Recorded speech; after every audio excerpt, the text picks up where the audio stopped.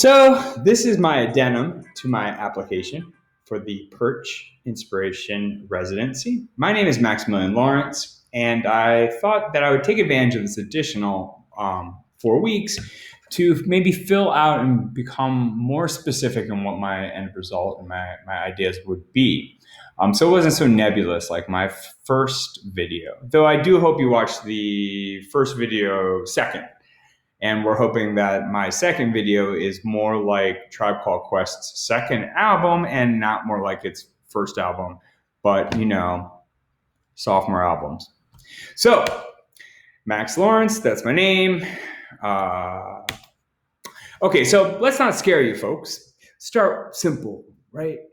How can you help me with my project? Well, I really would love to be able to talk to you more specifically about working with kinematics. How do things move? How could I take advantage of lightweight organic materials and make it efficient?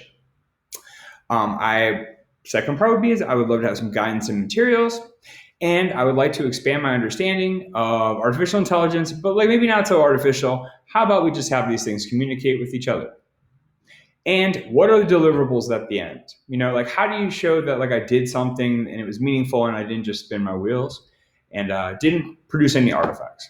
So in the end, I am guaranteeing us a bunch of drawings and potentially something that works, but there's a good chance it won't.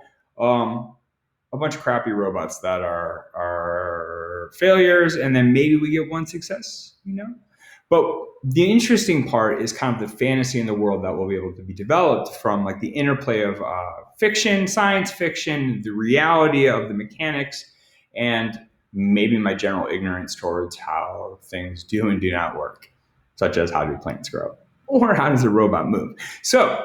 But if we would like to take a look at what I find inspiring and would like to use as a reference, I would like to look at the next 4 artists.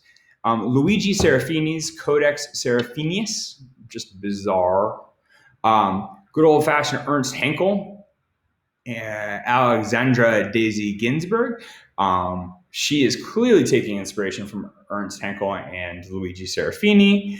And just to make sure we keep it weird enough, we'll toss in a little bit of Hieronymus Bosch, a little bit of Blade Runner, Fantastic Planet, and a bunch of Czech animation, because nobody does animation like old-fashioned Czechs. All right, so here we go. We got the Codex Seraphinus.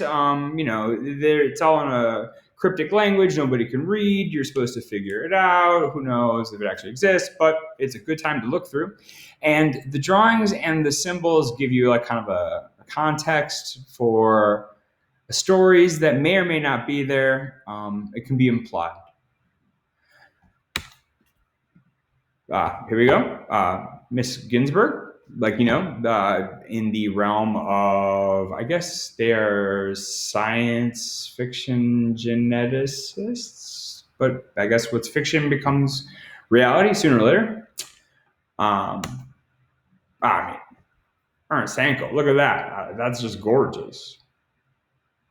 The beauty.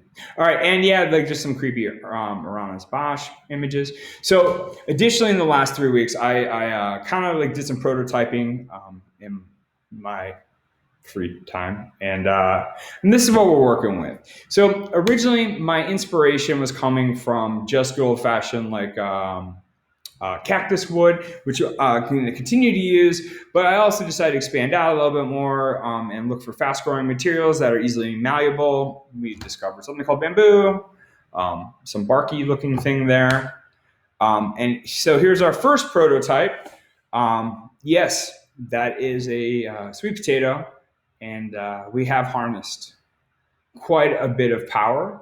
And surprisingly, you'd be surprised at how much memory a sweet potato has on it. It's almost as much as an Arduino.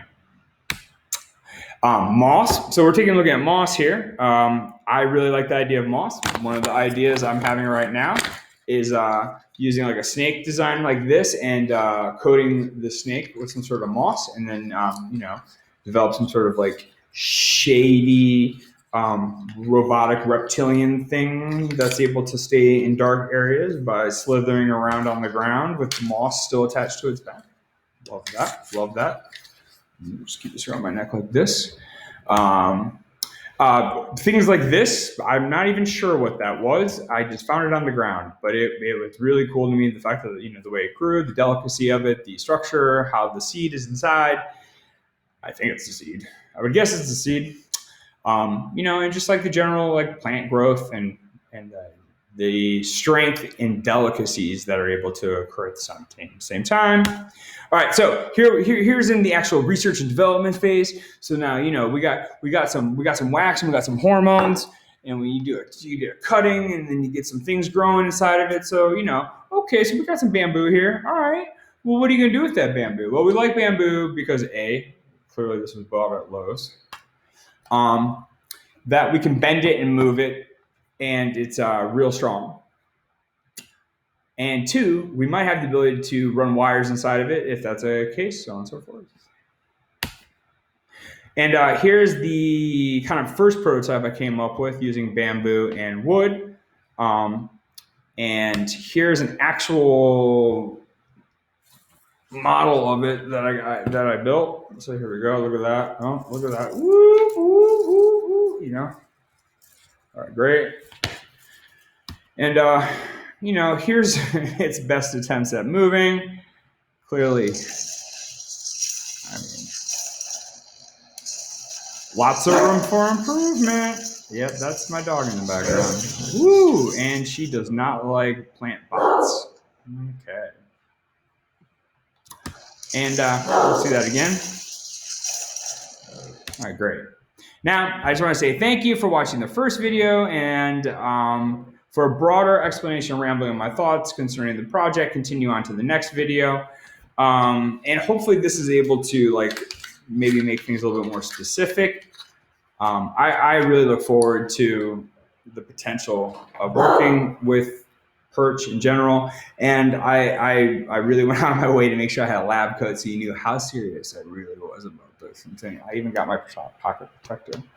So thanks to you guys, and hopefully I'll hear from you soon.